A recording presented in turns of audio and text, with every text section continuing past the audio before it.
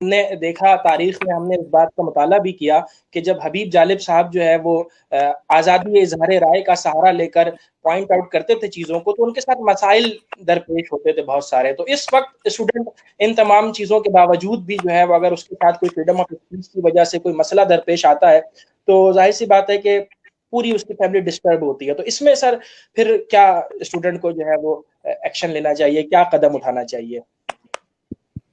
Action نہ لیجئے please, آپ قدم ضرور اٹھائیے. ایکشن لینے اور قدم اٹھانے میں بہت ایک مہین سا، ایک بڑا باریک سا فرق ہے. تو آپ قدم ضرور اٹھائیے، ایک نہیں 10 قدم اٹھائیے.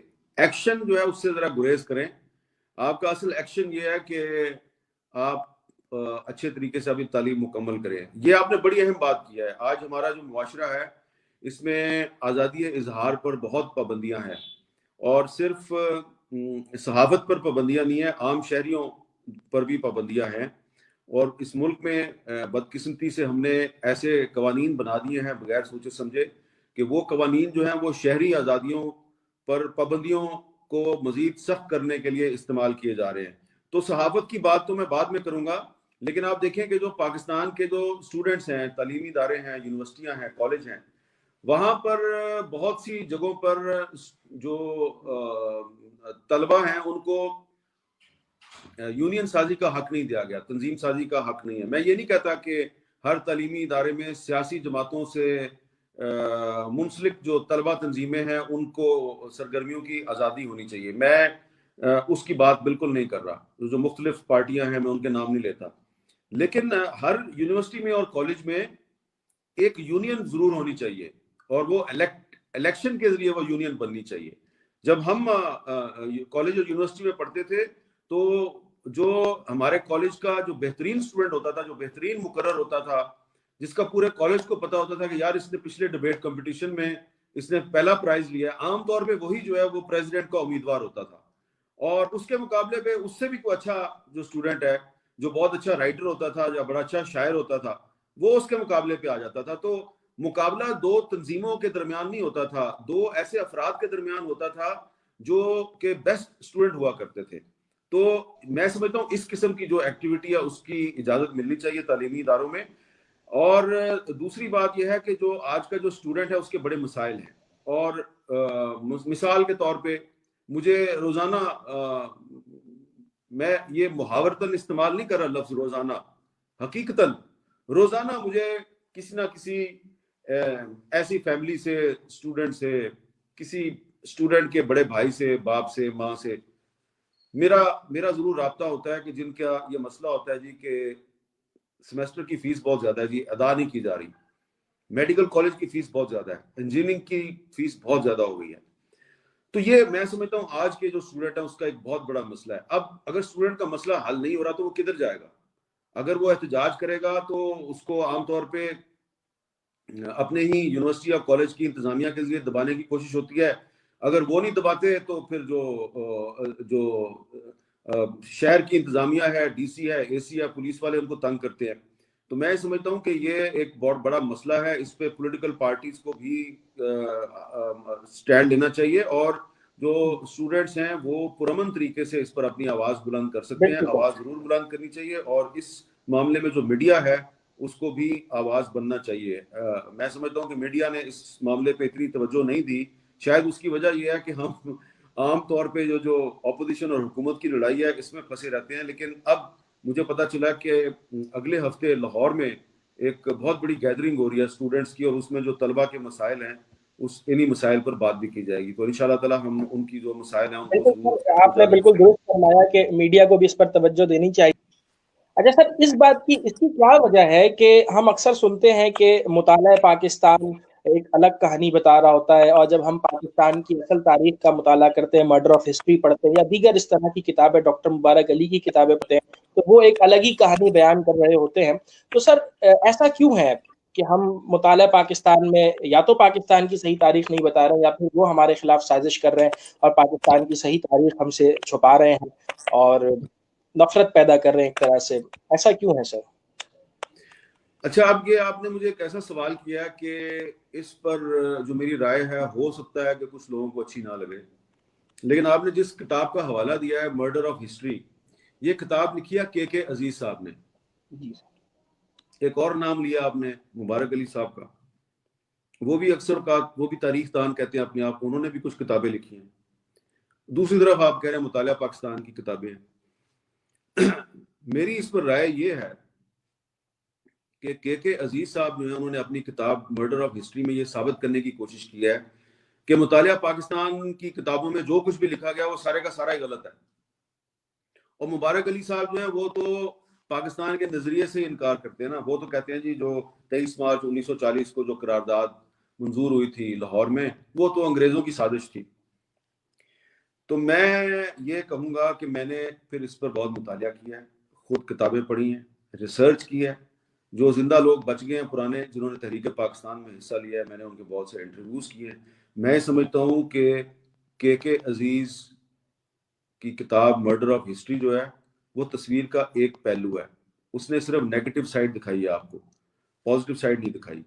مبارک علی صاحب جو ہیں ان کے بارے میں ذرا زیادہ سخت لفظ استعمال کروں گا. انہوں نے اکثر جگہ پہ بددیانتی کا مظاہرہ کیا ہے، اس کو کہتے ہیں انٹلیکچوئل ڈس آنیسٹی. اور جن لوگوں نے مطالعہ پاکستان کی کتابیں لکھی ہیں ان کے بارے میں بھی میں یہی لفظ استعمال کروں گا کہ they were also intellectually dishonest. انہوں نے فکری بددیانتی کا مظاہرہ کیا. اب مسئلہ ہمارے ساتھ یہ آ گیا ہے کہ بہت سی کتابیں جو ہیں وہ جنرل ایوب خان کے زمانے میں لکھی گئیں. وہ ایک ڈکٹیٹر تھا، 1958 سے لے کے 1969 تک اس نے پاکستان پر حکومت کی. اس کے دور میں محترمہ فاطمہ جناح کو غدار ڈکلیئر کیا گیا. اس کے دور میں کراچی میں جو ہے وہ مہاجر پٹھان فسادات ہوئے. تو اس نے ایسا ایک کورس بنایا، ایک ایسی کتابیں لکھوائیں کہ جو ہے وہ اس نے قائد اعظم کو بھی انڈرمائن کرنے کی کوشش کی، فاطمہ جناح کو بھی انڈرمائن کرنے کی کوشش کی. علامہ اقبال کا جو ایک جمہوریت پسندانہ جو پہلو ہے ان کی شاعری کا اور ان کی زندگی کا، اس کو نکال دیا اور صرف علامہ اقبال کو ایک بہت اچھا مرد مومن بنا کے پیش کرنے کی کوشش کی. اور پاکستان کی جو تاریخ ہے اس کو انہوں نے بنا دیا کہ جیسے یہ سارا جو نا اپنا ہندو مسلمان کی لڑائی تھی. وہ اس نے بھی غلط کیا. پھر اس کے بعد جنرل ضیاء الحق آ گیا، اس کے زمانے میں بھی ہسٹری کو ڈسٹارٹ کیا گیا. اور پھر جناب پرویز مشرف صاحب آ گئے، وہ بھی 8-9 سال بیٹھے رہے، انہوں نے بھی ہسٹری کو ڈسٹارٹ کیا. اور یہ اس پرویز مشرف کے دور میں جو مبارک علی صاحب جیسے لوگ تھے یہ روشن خیالی کے نام پہ یہ بھی آگے آ گئے اور انہوں نے اپنی کتابیں لکھنی شروع کر دی. تو اس میں سمجھتا ہوں کہ ابھی بھی بہت سی کتابیں موجود ہیں. اب میں یہ بہت لمبی بحث اور آپ کا سوال بڑا امپورٹنٹ ہے. میں اس کو چھوٹی سی مثال کے ساتھ میں اس کا جواب دے کے اس بات کو ختم کرتا ہوں کہ مبارک علی صاحب یہ فرماتے ہیں کہ 23 مارچ 1940 کی جو قرارداد ہے یہ انگریزوں نے لکھی، سر ظفر اللہ خان نے ڈرافٹ کی، اور یہ سارا تحریک پاکستان اور قیام پاکستان یہ سب انگریزوں کی سازش تھی. یہ ہے ان کا اصل جو مقصد ہے بتانے کا. تو بھائی جان آپ یہ دیکھیے کہ جو آل انڈیا مسلم لیگ ہے یہ بنی تھی 1906 میں، اور کہاں بنی تھی؟ ڈھاکہ میں. 1914 سے لے کے اور 1947 تک مسلسل کئی سال تک ہر سال جب بھی آل انڈیا مسلم لیگ کا اجلاس ہوتا تھا، خواہ اس کی صدارت علامہ اقبال کر رہے ہیں، خواہ قائد اعظم کر رہے ہیں، خواہ مولانا محمد علی جوہر کر رہے ہیں، خواہ کوئی بھی کر رہا ہے، اس میں 1914 سے 1947 تک ہر سال ایک مطالبہ کیا جاتا تھا. ہر سال قرارداد منظور ہوتی ہے. یہ غور کیجیے آپ لوگ اس پر. ہر سال ایک مطالبہ کیا جاتا ہے. پاکستان کا مطالبہ بہت بعد میں آیا ہے، لیکن 1914 سے مطالبہ کر رہی ہے مسلم لیگ کہ فلسطین میں جو برطانوی سامراج مسلمانوں پہ ظلم کر رہا ہے ہم اس کی مذمت کرتے ہیں. اور 1914 میں اسرائیل نہیں بنا تھا. 1936 میں آل انڈیا مسلم لیگ نے یوم فلسطین منایا 1936 میں. تو اس وقت فلسطین پہ قبضہ کس کا تھا؟ برطانوی سامراج کا تھا. اور جو حسن البنا جو کہ اخوان المسلمون کے رہنما تھے، اور مفتی امین الحسینی جو مفتی اعظم فلسطین تھے، قائد اعظم جو ہیں وہ فنڈ اکٹھا کر کے ان کو بھجوا رہے ہیں. اور مفتی اعظم فلسطین مفتی امین الحسینی جو ہیں ان کو برٹش گورنمنٹ نے دہشت گرد ڈکلیئر کیا، جس طرح اسامہ بن لادن کو امریکی حکومت نے دہشت گرد ڈکلیئر کیا، موسٹ وانٹڈ پرسن. تو دوسری جنگ عظیم میں مفتی امین الحسینی صاحب کو برطانوی حکومت نے دہشت گرد ڈکلیئر کیا، کیونکہ مفتی امین الحسینی صاحب کیا کرتے تھے کہ ہٹلر کے ساتھ ملے ہوئے تھے اور جرمن ریڈیو سے وہ انگریزوں کے خلاف تقریریں کرتے تھے، اور جس بندے کو ہٹلر نے جرمن ریڈیو پہ تقریروں کے لیے رکھا ہوا تھا اور جس بندے کو برٹش گورنمنٹ نے دہشت گرد ڈکلیئر کیا ہے، اس مفتی امین الحسینی کو قائد اعظم محمد علی جناح جو ہے وہ ہندوستان سے پیسے اکٹھے کر کر کے بھیج رہے ہیں. تو کیسے ہو سکتا ہے قائد اعظم محمد علی جناح انگریزوں کا ایجنٹ؟ تو میں سمجھتا ہوں کہ مبارک علی صاحب جھوٹ بولتے ہیں اور وہ ڈس آنیسٹ ہیں، اور انہوں نے جو کتابیں لکھی ہیں وہ غلط ہیں، اور ایوب خان اور جنرل ضیاء الحق اور پرویز مشرف کے دور میں جو مطالعہ پاکستان کی کتابیں لکھی گئی ہیں وہ بھی غلط ہیں، اس میں بھی صحیح ہسٹری نہیں لکھی گئی.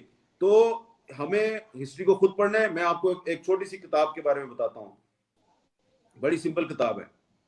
علامہ اقبال نے قائد اعظم کو کچھ خطوط لکھے تھے. کس نے لکھے ہیں؟ علامہ اقبال نے قائد اعظم کو خطوط لکھے ہیں. جب علامہ اقبال فوت ہو گئے تو قائد اعظم نے ان خطوط کو شائع کر دیا، پاکستان بننے سے پہلے شائع کر دیا. تو وہ اقبال اور قائد اعظم کے نام سے احمد سعید صاحب جو ہیں انہوں نے ان خطوط کو کمپائل کیا ہے، اور یہ کتاب اقبال اور قائد اعظم، یہ کتاب کا ٹائٹل ہے. احمد سعید صاحب نے ان کو کمپائل کیا ہے، اقبال اکیڈمی نے بھی یہ کتاب شائع کیا ہے. اس کے علاوہ ایک اور کتاب ہے اقبال نامہ، یہ علامہ اقبال کے تمام خطوط ہیں. تو یہ جو خطوط ہیں نا علامہ اقبال کے قائد اعظم کے نام، یہ اقبال نامہ میں بھی موجود ہیں، اور اس کو کمپائل کیا شیخ عطا اللہ نے. آپ اسٹوڈنٹس جو ہیں، آپ کو مبارک علی یا کے عزیز کی کوئی کتاب اگر کبھی کنفیوز کرتی ہے، یا مطالعہ پاکستان سے آپ کو کوئی چیز سمجھ نہیں آتی، تو آپ سیدھا اقبال سے اور قائد اعظم سے رابطہ قائم کریں. اور ان سے رابطہ قائم کرنے کا بہترین طریقہ یہ ہے کہ ان کی کتابیں، ان کے انٹرویوز، ان کے فرمودات پڑھیں. اور خاص طور پہ جو علامہ اقبال کے خطوط قائد اعظم نے شائع کیے، اس میں بتا دیا کہ پاکستان میں کیسا نظام ہوگا، پاکستان کے مسائل کیسے حل کیے جائیں گے. کوئی کنفیوژن نہیں ہے، بڑا سمپل ہے. اس کو کے عزیز نے، مبارک علی نے اور مطالعہ پاکستان کی کتابیں لکھنے والے جو سرکاری دانشور اور رائٹر تھے، انہوں نے کنفیوز کر دیا ہے. یہ بڑے سادہ سے اور بڑے ایماندار لوگ تھے علامہ اقبال اور قائد اعظم، اور ان کی ایمانداری کی وجہ سے اللہ تعالیٰ نے یہ آپ کو پاکستان ایک تحفے کے طور پہ دیا ہے. اب اس میں کے عزیز اور مبارک علی ٹائپ لوگ جو ہیں، اور ایوب خان اور ضیاء الحق جیسے لوگ ہیں، انہوں نے کنفیوژن پھیلائی ہے. اس کنفیوژن سے نکلنا کوئی مشکل کام نہیں ہے، بڑی آسانی سے نکل سکتے ہیں آپ. بالکل سر. ایک چیز جو ہے میں نے دیکھا کہ ایک ویڈیو وائرل ہو رہی تھی جس میں وکیل حضرات نے ایک صاحب کو اتنا مارا کہ ان کے سر سے اور ان کے پورا چہرہ جو ہے وہ لہو لہان ہوا ہوا تھا. تو اب یہ بتائیں سر کہ وکیل سے بڑی کیا پاور ہے؟ کیونکہ ہم کچھ بھی ہم وکیل سے بھیڑ جائیں تو وہ کہتے ہیں ٹھیک ہے آ جاؤ عدالت میں، ہم آپ کو دیکھ لیں گے. تو وکیل سے پھر کس طرح سے پھر ہم اس کو ان سے دیکھیں طلعت بھائی، 5 انگلیاں برابر تو نہیں ہے نا. اب دیکھیں نا، یہ میری جو 5 انگلیاں ہیں، ایک دو بڑی ہیں، 2 چھوٹی ہیں، ایک بہت ہی چھوٹی ہے، انگوٹھا بہت ہی چھوٹا ہے. تو 5 انگلیاں برابر نہیں ہیں. اسی طرح تمام وکیل ایک جیسے نہیں ہوتے ہیں. پاکستان جو ہے یہ it is the creation of a lawyer. Quaid Azam محمد علی جناح بھی وکیل تھے اور حضرت علامہ اقبال بھی وکیل تھے. تو قائد اعظم بھی ایک سیاستدان تھے اور علامہ اقبال بھی ایک سیاستدان تھے. تو اب وکیل جو ہے وہ، ہر وکیل جو ہے وہ ایسا نہیں ہوتا کہ جو سڑک پر کسی پولیس والے کو مارنا شروع کر دے. بہت سے وکیل ایسے بھی ہوتے ہیں جو بڑے تحمل مزاجی کے ساتھ وہ کہتے ہیں جی کہ ہم قائد اعظم کے راستے پہ چلتے ہوئے وائلنس کے بغیر اپنا کام کریں گے. تو اگر کوئی وکیل جو ہے وہ اگر آپ کو ایسا مل جاتا ہے جو کہ مار دھاڑ کر رہا ہے اور غلط کام کر رہا ہے، تو آپ یہی سمجھیں کہ یار یہ ویسا ہی وکیل ہے جیسا کہ پی ڈبلیو ڈی کے ڈپارٹمنٹ میں کچھ انجینئر ہیں، کچھ انجینئر بڑے ایماندار ہیں، کچھ بہت ہی بے ایمان ہیں، کچھ 2-3 ایسے ہیں جو رشوت دیتے ہیں، 10-15 ایسے ہیں جو رشوت نہیں لیتے. تو ہمیشہ آپ ایک تصویر کا ایک نیگیٹو پہلو ہوتا ہے، ایک پازیٹو پہلو ہوتا ہے. تو اگر آپ کو نیگیٹو ذرا زیادہ نظر آ رہا ہے تو پازیٹو کو بھی تلاش کریں. اگر آپ کو ایک برا وکیل نظر آ رہا ہے تو کوشش کریں کہ آپ کو ایک اچھا وکیل بھی مل جائے، تو آپ کو اچھا وکیل بھی ملے گا. اور پھر اگر برا وکیل جو ہے وہ آپ سے ناراض ہو گیا، اس نے آپ پہ ایف آئی آر کٹوا دیا، تو اچھا وکیل آپ کے ساتھ بغیر فیس لیے کھڑا ہو جائے گا آپ کے ساتھ. اور زیادہ تر جو پاکستان میں وکیل ہیں یہ اچھے وکیل ہیں. زیادہ تر ڈاکٹر اچھے ڈاکٹر ہیں، زیادہ تر انجینئرز اچھے انجینئر ہیں، زیادہ تر اسٹوڈنٹس میں وہ اچھے اسٹوڈنٹ ہیں، وہ امن پسند ہیں. اگر ایک یونیورسٹی میں ایک ہنگامہ ہوتا ہے تو اور اس کی خبر آتی ہے میڈیا پہ، سمجھتے ہیں لوگ یہ سارے اسٹوڈنٹ ہی ایسے ہیں. سارے اسٹوڈنٹ ایسے نہیں ہوتے. اسی طرح بہت سے صحافی جو ہیں ان پر الزامات لگتے ہیں، تو سارے صحافی تو ایسے نہیں ہیں. لیکن میں یہ نہیں کہوں گا کہ سارے صحافی ایماندار ہیں، بہت برے میں صحافی بھی ہیں، تو بہت اچھے وکیل بھی ہیں، بہت برے وکیل بھی ہیں. تو یہ اپنی ایک زندگی کا اصول بنا لیں. آپ نے سوال بہت اچھا کیا ہے، لیکن میں اس سوال کا جواب آپ کو اس طرح دوں گا کہ ہاں اگر برا وکیل جو ہے وہ آپ کو دھمکی دے رہا ہے تو بالکل گھبرانے کی ضرورت نہیں ہے. اسے کہیں کہ بھائی جان آپ مجھے دھمکی دے رہے ہیں، آپ میرے خلاف FIR درج کروائیں گے، آپ شوق سے کروائیے. لیکن پھر آپ جائیے کسی وکیل کے پاس، کسی ہیومن رائٹس کے ادارے کے پاس جائیے، اور میں آپ کو یقین دلاتا ہوں کہ اچھے وکیل اسٹوڈنٹ سے فیس لیے بغیر آپ کے ساتھ کھڑے ہوں گے. جب میں اسٹوڈنٹ تھا جی